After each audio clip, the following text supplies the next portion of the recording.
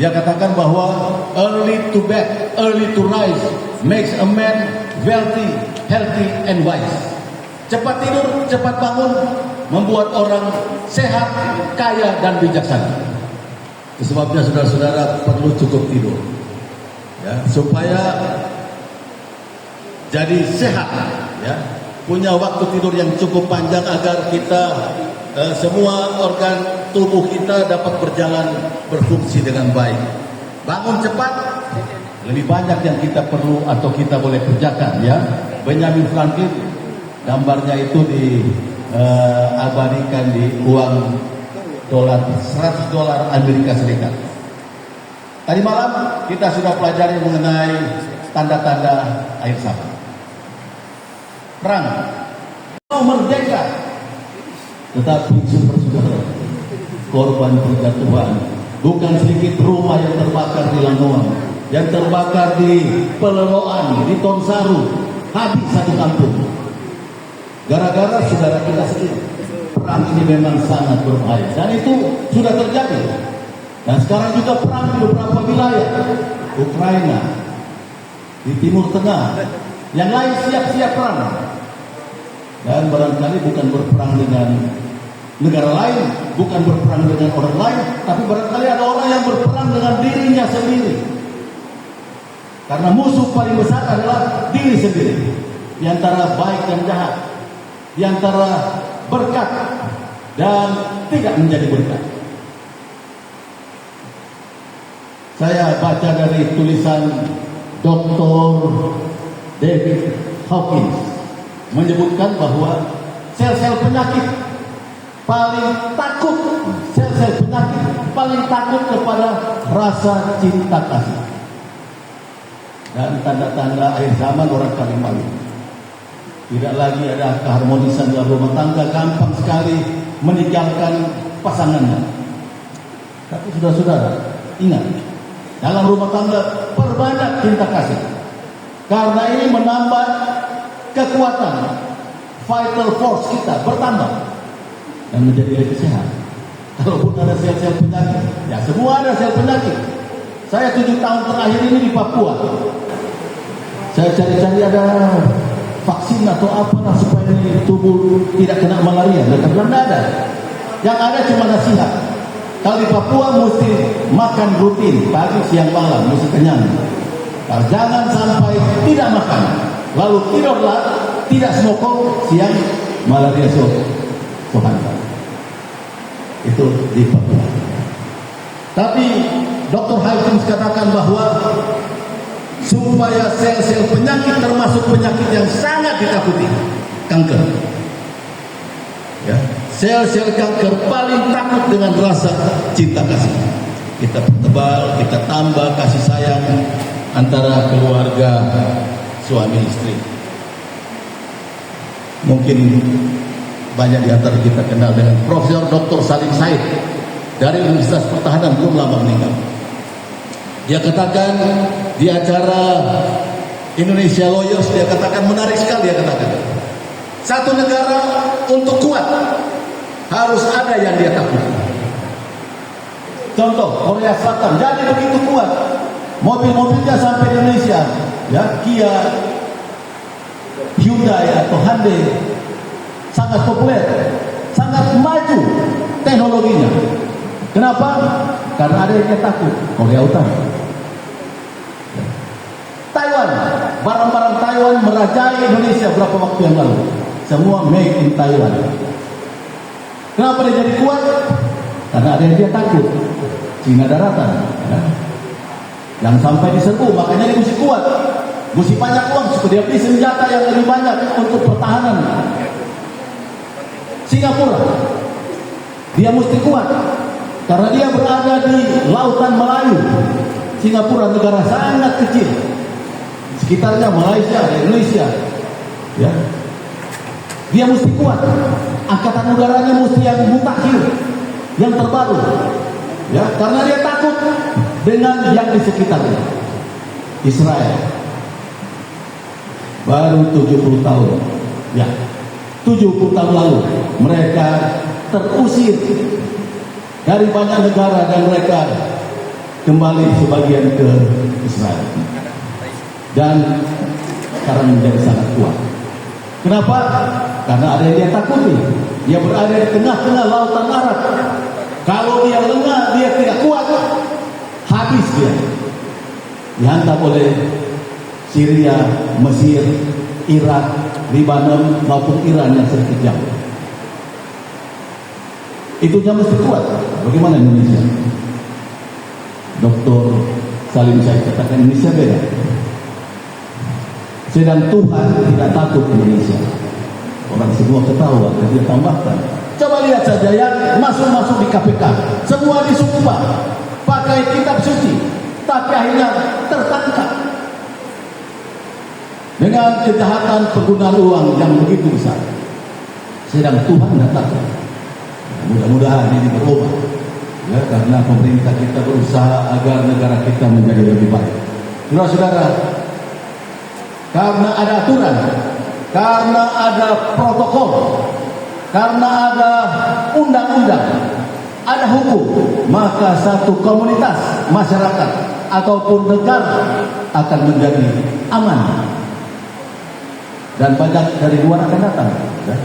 Negara-negara aman seperti Switzerland, sangat aman di Swiss, ya. Di Eropa banyak negara aman dan banyak dari luar datang untuk pindah ke sana. Kami berada di Papua sejak 2017 sampai 2023. Penerbangan ke Indonesia. Karakteristik hukum firman Allah. Allah menyatakannya langsung kepada umat-umatnya tanpa perantaraan. Musa, Keluaran 20 ayat 1. Ucapkan langsung dari surga. Ayat 22. Diberikan untuk setiap individu. Kata kamu di sini adalah singular atau jamak. Singular atau tunggal dan bukan jamak. Dikenal sebagai 10 hukum Allah. Dan ini diberikan untuk manusia. 10 firman Allah disebut juga hukum atau Taurat. Di dalam bahasa aslinya 10 firman Allah disebut dengan Torah, guidance, instruction. Torah berasal dari kata yara yang berarti arah, tujuan, tuntunan atau guidance dan instruksi dari Allah itu adalah agar kita dapat berjalan pada arah atau tujuan yang benar. Kita lihat 10 hukum. Ya, saya pergi ke arah Tumin barangkali saya lihat di buka gereja ada diukir 10 hukum, 5 sebelah kiri, 5 sebelah kanan, ya, seimbang, 5 kiri 5 kanan. Tapi sebenarnya ini 10 hukum 4 dan 6, ya, 4 secara vertikal dengan Tuhan, 6 secara horizontal sesama manusia. Mari saudara-saudara, saya bacakan ayat 1 atau bagian pertama, saudara tolong baca kedua, hukum yang kedua, supaya kita ingat lagi. Jangan-jangan saudara sudah lupa, walaupun kita tahu bahwa di gereja kita masing-masing diulang-ulang ini 10 hukum. Saya baca dulu hukum yang pertama, saudara nanti baca yang kedua. Jangan ada pada Allahmu, jangan ada padamu Allah lain di hadapanmu. Saudara, jangan buat. Ketiga, jangan menyebut nama Tuhan Allahmu dengan sembarangan.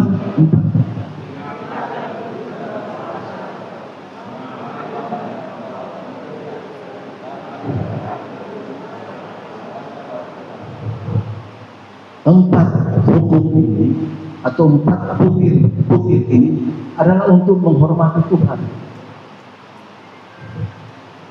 untuk mengapresiasi Tuhan, untuk meninggikan Tuhan, untuk memuliakan Tuhan. Apakah yang 6 berikut tidak?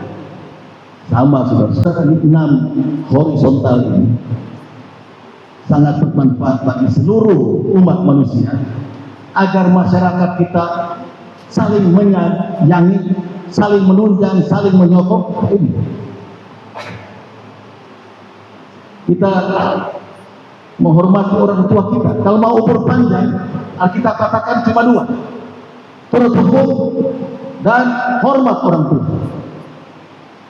Tapi biasa kita dengarkan, ada hukum kok sudah selesai di kayu salib. Apakah demikian?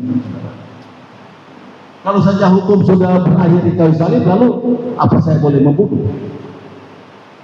Sedangkan cuma marah kepada orang lain sudah kategori membunuh. Apa saya boleh marah, boleh fitnah, boleh dendam? Tidak. Ya, nanti kita lihat. Hukum adalah sifat Allah, karakter Allah, dan karakter Allah adalah kasih. Kita akan lihat nanti. Prinsip hukum adalah secara tertulis baru diberikan di Gunung Sinai kepada Musa. Namun prinsipnya sudah dijalankan sebelum Sinai. Prinsip hukum Allah.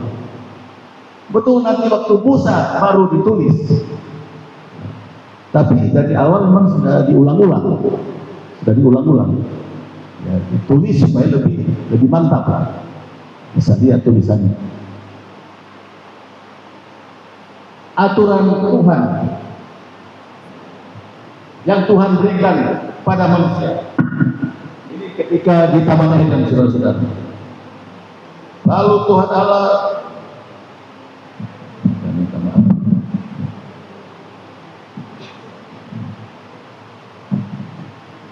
Allah memberi perintah kepada manusia, semua pohon dalam taman ini boleh kau makan buahnya dengan bebas. Tapi pohon pengetahuan tentang yang baik dan yang jahat itu janganlah kau makan, sebab pada hari yang kau makan pastilah mati. Dan dalam Kejadian 2 ayat 17 ini ayat pertama yang bicara mati. Ya, kalau makan mati. Dan dalam kenyataan ketika Hawa yang duluan makan, apa terus mati? Apa begitu makan terus mati? Tidak. Hawa tidak terus mati, tetapi proses kematiannya sudah berjalan. Ketika Hawa makan, susul oleh Adam, prosesnya sudah jalan. Dan kita akan belajar pada malam-malam berikutnya bahwa proses mati ini adalah mati kekal. Artinya mati ya sudah, begitu mati ya sudah. Terus. Tapi syukur ada Yesus Kristus yang mengalahkan maut. 1 Korintus 15 ayat 50. Hai maut, di mana sengatmu? Roma 6 ayat 23. Upah dosa itulah maut, tapi karunia Allah hidup yang kekal. Yesus yang menggantikan kita. Mestinya kita mati, tapi Yesus Kristus, syukur, terima kasih, telah menggantikan kita. Tuhan memberikan aturan mulai dari Taman Eden sampai ketika manusia sudah jatuh, datang kepada perjalanan orang Israel ke tanah Kanaan. Dalam Kejadian 26 ayat 5, Abraham juga, ya. Karena Abraham telah mendengarkan firman-Ku dan memelihara kewajibannya kepadaku, yaitu segala perintah, ketetapan dan hukum-Ku. Abraham juga. Jadi ini hukum Tuhan bukan nanti di Bukit Sinai atau Mount Sinai, bukan. Ya, banyak dari antara kita sudah ke Gunung Sinai. Ada biara di atas Gunung Sinai. Naik, ada pakai pejalan kaki, ada yang pakai onta. Naik ke atas. Yesus bahkan datang untuk menggenapi Taurat Allah. Janganlah kamu menyangka bahwa aku datang untuk meniadakan hukum Taurat atau kitab para nabi. Aku datang bukan untuk meniadakannya, melainkan untuk menggenapinya. Karena aku berkata kepadamu, sesungguhnya sebelum lenyap langit dan bumi, satu iota atau satu titik pun tidak akan ditiadakan dari hukum Taurat sebelum semuanya terjadi. Dan satu titiknya tetap menghukum sampai Tuhan datang, tetap menghukum. Langit dan bumi boleh lenyap, tapi itu malah tidak bisa. Itu sebabnya kalau kita dengarkan orang katakannya, kita sudah hidup di zaman anugerah, tidak ada lagi hukum, sudah dipalangkan. Ya. Mungkin benar juga ya, kata orang itu, menurut dia benar, tapi menurut Alkitab tidak. Sebelum lenyap langit dan bumi, satu iota, satu titik pun tidak akan diterapkan. Lebih mudah langit dan bumi lenyap daripada satu titik dari hukum Taurat pakai. Lukas 16 ayat 17. Itu sebabnya 10 hukum masih ada terus. Dan itu bermanfaat. Tidak ada yang salah kalau dilarang untuk jangan mencuri. Kalau tidak ada, apa boleh mencuri? Oh, sudah dalam zaman kasih karunia, boleh ambil orang punya barang. Tidak kan? Semua bagus ini, 9, 10, mulai dari pertama terus sampai ke 10, bagus semua. Baik kepada Tuhan, secara vertikal, secara horizontal, semua mantap untuk kebaikan manusia. Yesus menghormati Taurat Allah, karena Taurat dan karakter Allah tidak dapat dipisahkan. Taurat dan karakter Allah, hukum tidak bisa dipisahkan, karena Allah itu kasih adanya yang rahmani dan rahim, panjang sabar, kasih setianya. 10 hukum Allah, karakter Allah. Allah kebenaran. Allah adalah sempurna. Ini hukum Allah adalah kebenaran. Hukum Allah adalah sempurna. Hukum Allah atau suci. Allah tidak pernah berubah. Allah kekal. Sama juga sudah lihat sebelah kanan. Kalau Allah itu kebenaran, hukum kebenaran. Allah sempurna, hukum juga sempurna. Mazmur 19 ayat 8. Allah suci, Yesaya 63, hukum juga suci, Roma 7:12. Allah tidak pernah berubah, Matius 3:6, hukum tidak pernah berubah, Matius 5:18. Allah kekal, Mazmur 9 ayat 8. Hukum kekal, Mazmur 119:11.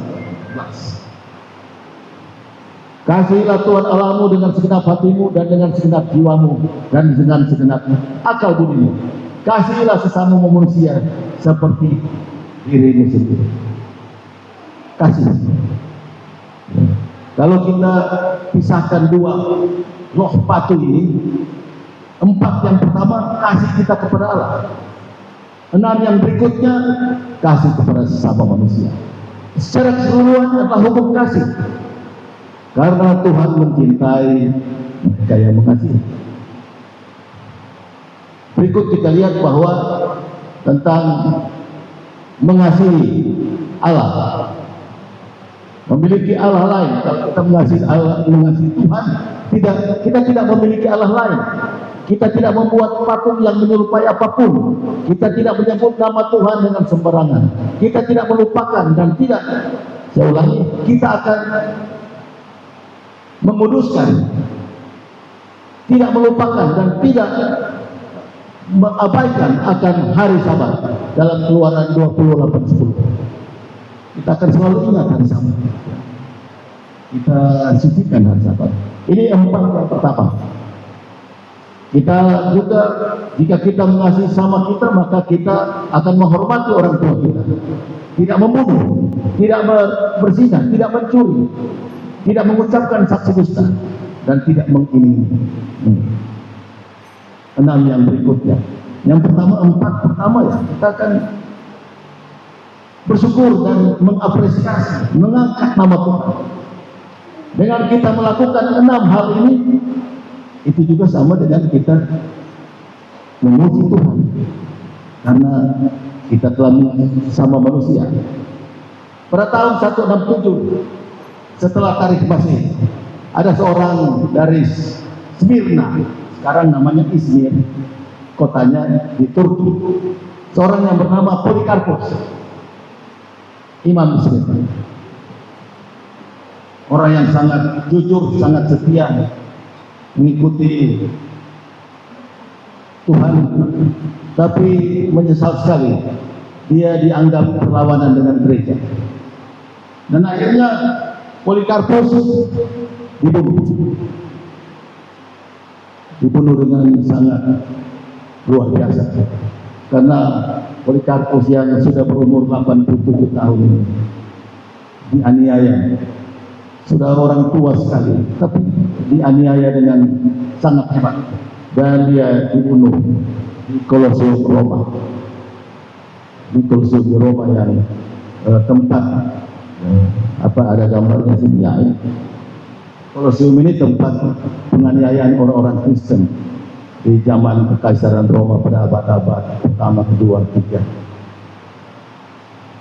lain dibakar pakai api, dikasih dilumuri dengan lilin, dibakar. Ada yang dilepaskan binatang-binatang buas, singa, harimau dan lain-lain kepada mereka yang mau mengikuti hukum Tuhan. Jadi hukum ini bukan baru sekarang. Sudah bertahun-tahun orang-orang Kristen yang awal mula-mula, mulai dari Adam sudah ada petunjuk apa yang harus dilakukan. Abraham, terus sampai kepada Yesus, dikatakan hukum tetap menghormati Tuhan. Datang kepada setelah Yesus, zaman penganiayaan besar, orang-orang yang ikut Tuhan Yesus dianiaya dan mati dalam kebenaran karena mempertahankan hukum Tuhan. Dan Kolosium ini masih ada di Roma, ya, bangunannya masih ada, menjadi peringatan kepada para martir. Dan untuk sekarang orang-orang dapat melihat bahwa bila mana berada dekat dengan Kolosium, teringat bukan main, mempertahankan kebenaran Tuhan. Sekarang ini kita boleh menurut hukum tanpa ada paksaan, tanpa ada tekanan, tanpa ada akibat. Tetapi saudara-saudara, perlu kita ingat, bila mana kita menurut 10 hukum, akan ada rasa sukacita dalam pikiran kita, akan ada rasa gembira bahwa oh Tuhan, terima kasih atas kesempatan saya dapat memuji Engkau dengan menyucikan atau melakukan perintah Tuhan. Terima kasih Tuhan, hati senang. Dan kalau hati senang, saudara-saudara, semuanya gampang. Apakah 10 hukum Allah menghambat kebahagiaan atau kesukaan dalam kehidupan Kristen? Tentu tidak, malah lebih bersuka cita. Melalui Alkitab kita tahu ya, Yesus, sumber 10 hukum yang penuh dengan kasih itu, telah mengalahkan maut, dan hukum ini akan terus. Itu sebabnya hukum itu bukan berat, bukan menyulitkan. 10 hukum Allah atau Taurat adalah pembatas jalanan bagi manusia untuk tetap berjalan di jalan yang benar. 10 hukum Allah menunjukkan keberadaan dosa. Apakah 10 hukum menyelamatkan? Tentu tidak. 10 hukum tidak menyelamatkan karena 10 hukum itu menunjuk dosa. Nah, kita lihat berikut ini.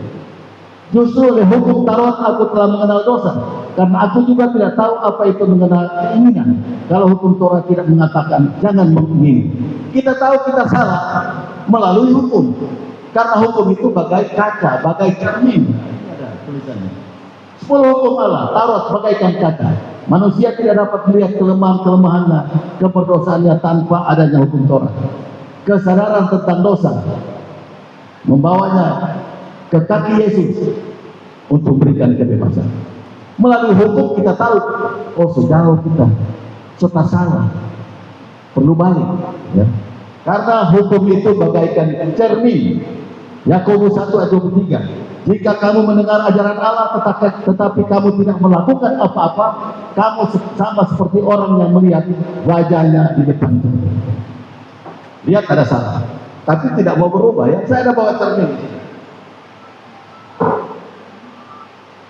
Ini cermin, ya. Ini biasa. Cermin. Saya lihat kalau ada yang salah di muka saya. Kalau seandainya ada yang salah, contohnya kena spidol, ya. Kena spidol di kepala saya, di testa bagian depan, ya. Kalau saya taruh begini, ya, udah melihat, ya. Apalagi kalau krois begini, ya orang itu ada sesalah. Tapi saudara-saudara, apakah cermin bisa menghapus tanda di dahi saya? Tidak bisa. Yang boleh menghapus tanda di dahi saya hanya saya. Itu sebabnya hukum menunjukkan kesalahan, menunjukkan bahwa ada yang perlu diperbaiki, ada yang perlu. Saudara ambil tisu lalu mulai hapus, ya, baru terhapus. Ini tindakan, action. Kita bercermin dari hukum. Hukum itu sempurna, hukum itu kasih Allah. Karena kalau orang yang setia kepada Tuhan, Yesus katakan Yohanes 14:15, kalau kamu kasih akan aku, turutlah perintah-perintahku. Kalau kita sayang Yesus, tidak berat. Hukum cermin. Kita lihat, oh sekasar, kita hapus. Sudah, habis lagi. Ya. Dan kita tidak akan buat lagi itu kesalahan yang baru. Jadi fungsi hukum, dia tidak menyucikan kita. Hukum tidak menghapus dosa kita, tapi hukum menjadi cermin. Dan hukum ini sangat penting supaya waktu kita datang bersama Yesus nanti, Yesus datang, kita ada pakai baju jubah kebenaran yang baik, ya, pakaian untuk masuk dalam kerajaan Tuhan. 10 hukum Allah tidak menyelamatkan, sebab upah dosa itulah maut, tetapi karunia Allah ialah hidup yang kekal dalam Kristus Yesus Tuhan kita. Karena hukum kasih tunjuk kita salah, sehingga kita harus perbaiki.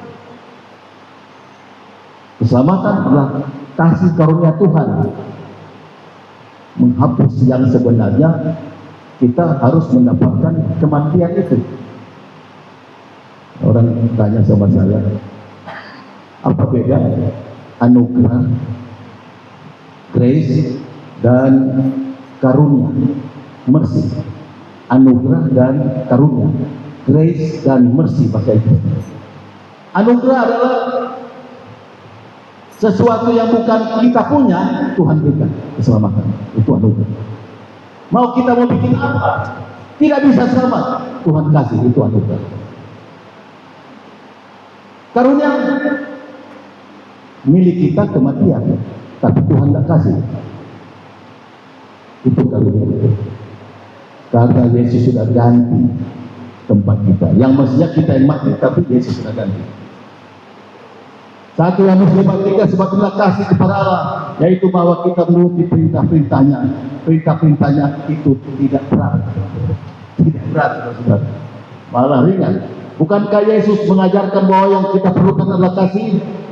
Kasih selalu menuntut kepada penurutan, bukan kepada pelanggaran. Barang siapa berkata aku mengenal dia, tetapi tidak menuruti perintahnya, adalah seorang pendusta. Keras sekali ayat ini. Dan di dalamnya tidak ada kebenaran. Saya ulangi lagi. Barang siapa berkata aku kenal dia, aku kenal Yesus, tetapi tidak turut perintah, pendusta. Luar biasa ya, tempakan yang luar biasa. Karena memang ayat yang lain mengatakan bahwa ada yang berteriak-teriak Yesus, Yesus, Tuhan, Tuhan. Tapi Tuhan katakan aku tidak kenal kamu. Tidak kenal. Karena barang siapa berkata aku kenal dia tapi tidak turut perintahnya, adalah seorang pendusta, dan di dalamnya tidak ada kebenaran. Dapatkah kita menurut? Dapat. Kamu akan kuberikan hati yang baru dan roh yang baru dalam batinmu, dan aku akan menjauhkan dari tubuhmu hati yang keras, dan kuberikan kepadamu hati yang taat. Tuhan akan tolong, saudara-saudara. Kalau kita ada kemauan, Tuhan akan tolong, ya, untuk mendapatkan hati yang baru dalam penurutan. Jikalau kamu mengasihi aku, kamu akan menuruti segala perintahku. Yohanes 14:15. Saudara-saudara, kita tahu 10 hukum itu diberikan Tuhan untuk menolong kita, untuk memperbaharui kehidupan kita. Kalau yang lalu ada persoalan dengan hukum kelima, hukum ke-6, hukum ke-7, ke-8, 9, 10, kita perbaiki. Kita lihat cara hukum ini sebagai cermin, kita perbaiki. Kalau kita ada masalah dengan hukum pertama, hukum kedua, hukum ketiga, hukum keempat, soal hari perbaktian, kita katakan Tuhan maafkan aku, saya mau bertobat. Tuhan, saya mau mengasihi Engkau. Dan saya tahu bahwa Yohanes 14, Tuhan katakan kalau engkau kasih aku, turutlah semua perintahku. Dan saya yakin dan percaya saudara-saudara, kita semua rindu untuk bertemu dengan Tuhan. Saya yakin dan percaya kita semua ingin untuk masuk ke kerajaan surga bersama Yesus. Dan itulah malam ini kami mengundang kita semua untuk berdoa kepada Tuhan agar kita tetap setia. Kalau ada yang kurang-kurang kita tambahkan, kalau ada yang selebih ya kita selaraskan agar Tuhan berkenan kepada kita. Mari kita berdiri bersama-sama dan kita berdoa.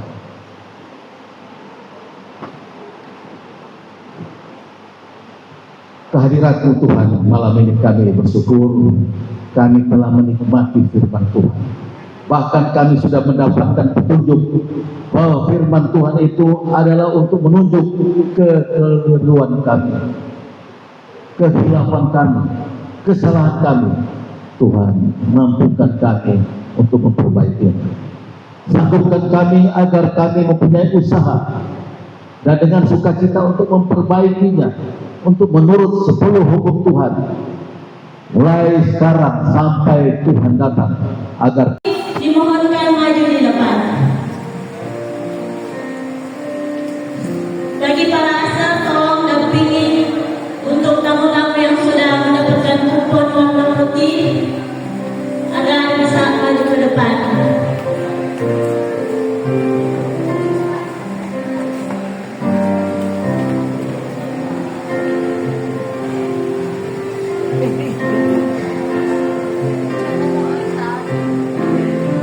Sekali lagi para asal, untuk membantu tamu-tamu yang sudah mendapatkan kupon berwarna putih dan untuk maju ke depan.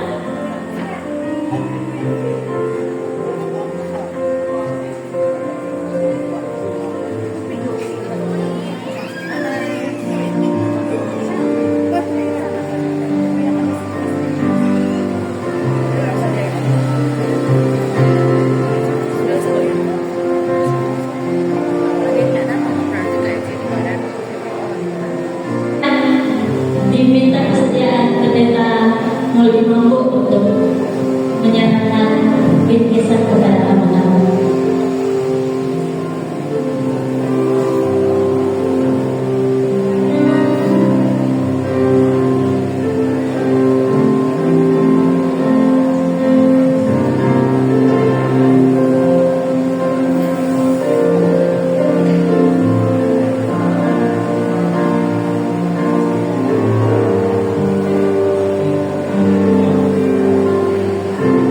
Diminta kesediaan untuk pendeta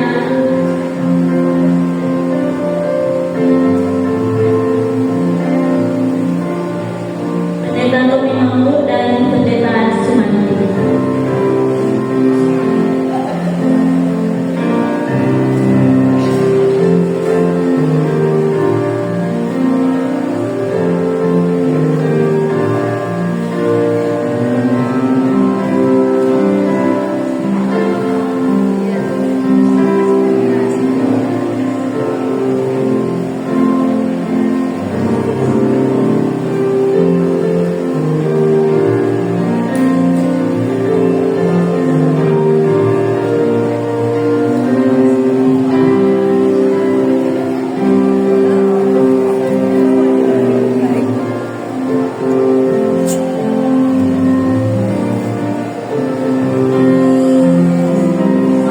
Yang tadi pendeta Mampu sudah bagikan. Kalau perhatikan pasti akan dapat. Ya.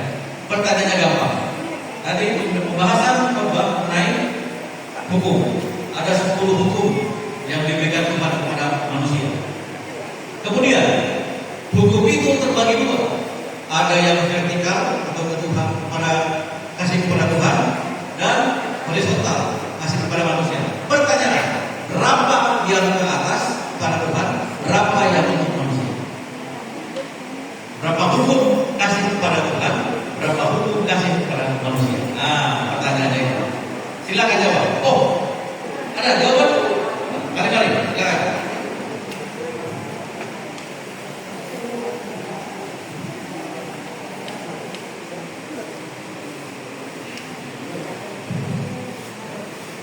Namanya siapa? Boleh cek nomornya dulu. 38. Oke, mantap. Silakan sini. Nah, sekarang sama dulu lagi. nomor berapa. Tadi sudah ada di situ. Mudah-mudahan untuk dapat yang paling bagus poin.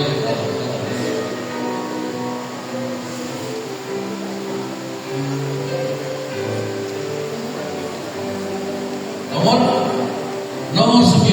Oke, nomor 9. Silakan. Satu lagi. Nomor berapa?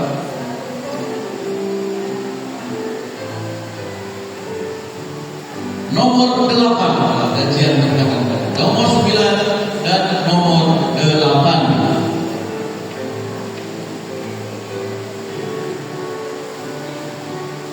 Ya, ini dia. Kalau tadi pendeta Markus sudah berulang, maka sekarang sudah main untuk memberikan tadi. Nomor 9, saya juga main dulu. Karena tadi minta yang cabut di main yang berikan. 9 ya.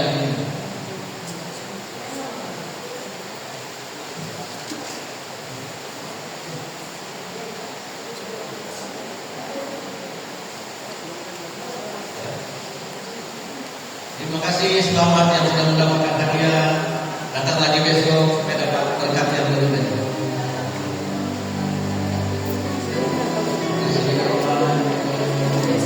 Selamat ya.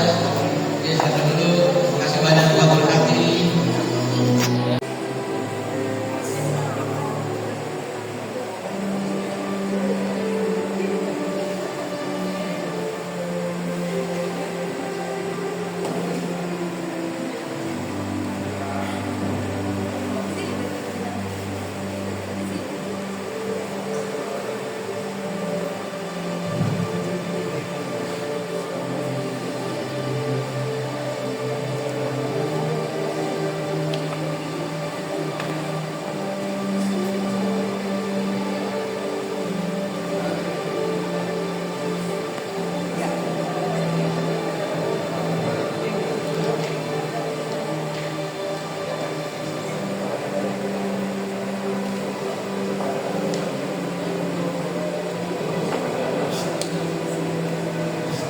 Dengan demikian rangkaian cerita Mama ini telah selesai. Puji Tuhan. Mari kita pulang dengan bawa berkat dan sukacita surga.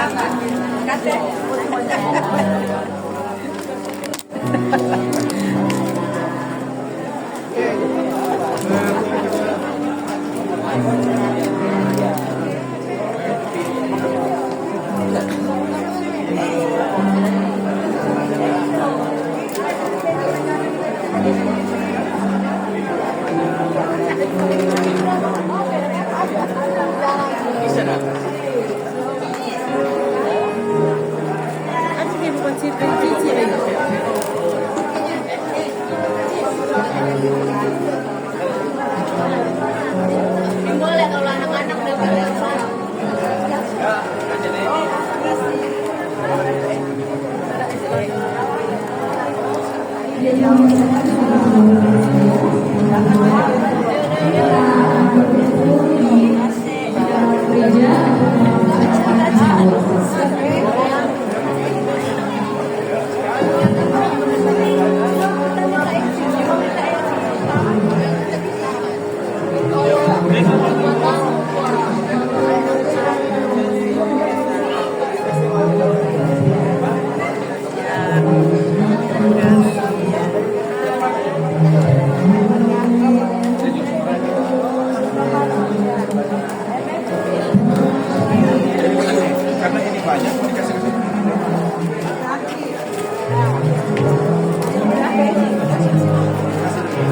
Terima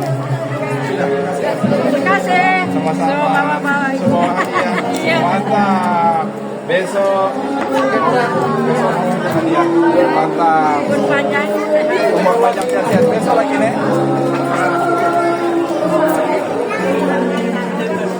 Tadi lewat rumah tante kamu lihat.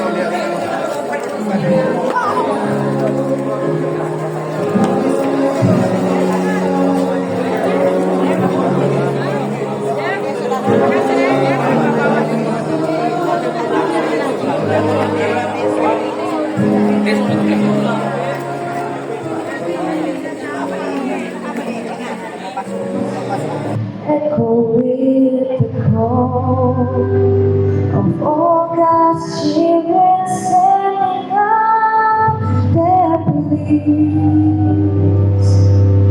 If it's a multitude or only just of you, there's no end to possibilities.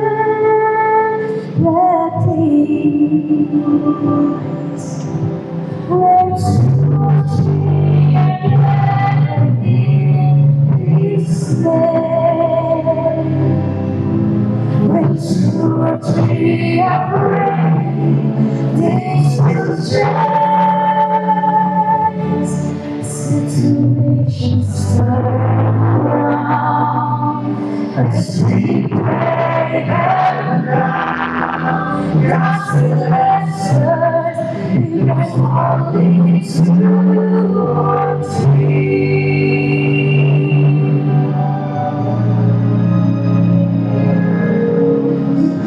It doesn't take a crowd of people all around for God to hear the voice of you and me.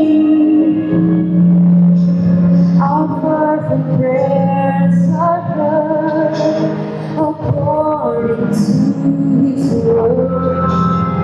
Mighty things are done when we agree.